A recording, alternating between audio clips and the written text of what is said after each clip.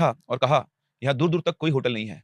अगर तुम लोग रुकना चाहते हो तो आज की रात यहीं गुज़ार लो। अर्जुन और उसकी टीम थोड़ा डिस्कशन करते हैं और सोचते हैं कि हाँ यार, बात तो सही है, अभी रात भी हो ही चुकी है ऑलमोस्ट और दूर-दूर तक कहीं भी होटल या कुछ ऐसा था नहीं जिसमें हम रुक पाएँ। तो एक काम करते हैं, आज की रात हम यहीं पे गुज़ार लेते हैं, कल गाँव एक्सप्लोर करेंगे और उसके बाद देखते हैं कि आगे क्या करना है। वो बाबा से परमिशन लेकर वहीं रुक जाते हैं, अपना सामान वगैरह रखते हैं, उधर बाबा उन सब लोगों के लिए दाल-चावल लेकर आते हैं और बातों ही बातों में अर्जुन उन्हें बताता है कि वो क्या काम करता है। जैसे ही उन्हें अर्जुन के काम के बारे में पता चलता है, उन बाबा के चेहरे का एक्सप्रेशन कैसे बदल जाता है, बिल्कुल शांत हो जाता है, फिर थोड़ी देर के बाद बोलते हैं, "क्या तुम लोग देवापुर देखने आए हो?" तीनों ने हाँ में सिर हिलाया और उनकी हाँ देखते ही उन बाबा के चेहरे पे जो कन्फ्यूजन का एक्सप्रेशन था वो गुस्से और डर के अंदर बदल जाता है और बोलते हैं, "चले जाओ यहाँ से वरना तुम भी उसी सुनसान गाँव में कहीं खो जाओगे। तुमसे पहले भी बहुत सारे लोग यहाँ आए लेकिन वो कभी वापस नहीं गए। देवापुर कोई ऐसा-वैसा गाँव नहीं है।" उनकी बात सुनकर अर्जुन थोड़ा कॉन्फिडेंटली बोलता है, "अरे बाबा, आप चिंता मत करो। मैंने ऐसी जगह बहुत देखी है, कुछ भी नहीं होगा। हम पूरी तैयारी से आए हैं।" उसकी बात सुनकर बाबा गुस्से में तिलमिला उठे और बोले, "वो हवा है हवा, कैसे पहचानोगे उसे? तुम्हारे आने से पहले उसे तुम्हारे आने की खबर हो चुकी होगी।" अर्जुन ने आज तक बहुत सारी ऐसी लोकेशंस एक्सप्लोर की थी, लेकिन बाबा के चेहरे पे वो डर और वो गुस्सा उस देखकर वो भी थोड़ा विचलित हो गया कि आज तक उसने किसी इंसान के चेहरे पे ऐसा एक्सप्रेशन नहीं देखा और जब शाम को उस गाँव के बाहर खड़ा था, तो उसे जो वाइब्स आ रही थी, वो आज तक किसी और लोकेशन पर नहीं आई थी। उसने बाबा से पूछा,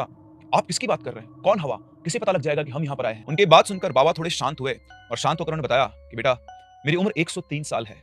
मैंने इस गाँव को उजड़ते हुए देखा है। इस गाँव के लोगों को अपनी जान की भीख माँगते हुए देखा है। इस पे स्नेहा उन बाबा से पूछती है कि बाबा, ऐसा क्या हुआ और कौन है यहाँ पर इस गाँव के अंदर?